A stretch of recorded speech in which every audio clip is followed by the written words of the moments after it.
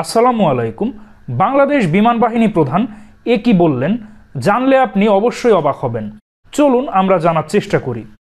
তো বাংলাদেশ বিমান বাহিনী প্রধান air chief marshal Hasan Mahmud Khan তিনি বগুড়া বিমানবন্দর পরিদর্শন করেন।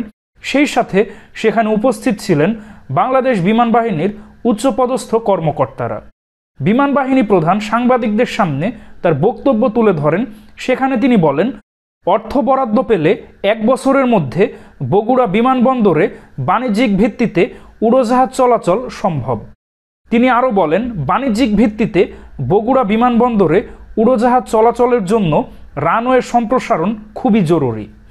এজন্য আমরা অনেকবার বোর্ড গঠন করেছি, অনেক প্রস্তাব দিয়েছি, কিন্তু তৎকালীন সরকার এই বিষয়টি গুরুত্ব দেয়নি।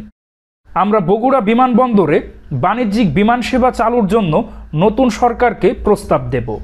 রানওয়ে সম্প্রসারণের বাজেট পেলে স্বল্প পরিসরে বিমান সেবা চালুর জন্য কমপক্ষে 1 বছর সময় প্রয়োজন। বগুড়া বিমানবন্দরে বাণিজ্যিক ভিত্তিতে উড়োজাহাজ সেবা চালুর জন্য 4 ধরনের পরিকল্পনা গ্রহণ করা হয়েছে জানান বিমান বাহিনী প্রধান হাসান মাহমুদ খান। তিনি বলেন, ছোট বিমান চলাচলের জন্য 6000 ফুট রানওয়ে প্রয়োজন, বড় বিমান চলাচলের জন্য 8000 ফুট রানওয়ে প্রয়োজন, আর এর থেকেও অত্যাধিক পরিমাণ বড় বিমান চলাচলের জন্য প্রায় 10,000 ফুট রানওয়ে প্রয়োজন।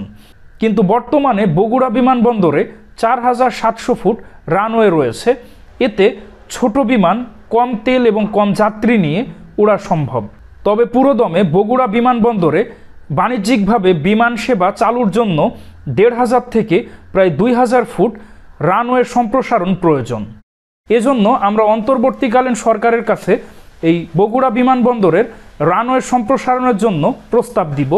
অর্থ পেলে খুব দ্রুত 1 বছরের মধ্যে বগুড়া বিমানবন্দরে বাণিজ্যিকভাবে বিমান চলাচল শুরু হবে।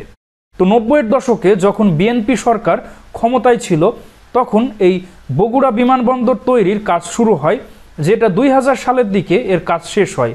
কিন্তু গত 24 বছর বাণিজ্যিকভাবে এখানে কোনো বিমান ওঠানামা করেনি। পরবর্তীতে এটা বিমান বাহিনীর একটি প্রশিক্ষণ কেন্দ্র হিসাবে চালু হয়।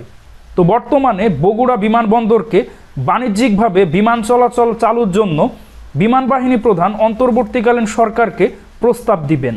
তো এই বিষয়ে আপনাদের কি অভিমত অবশ্যই কমেন্টে জানান।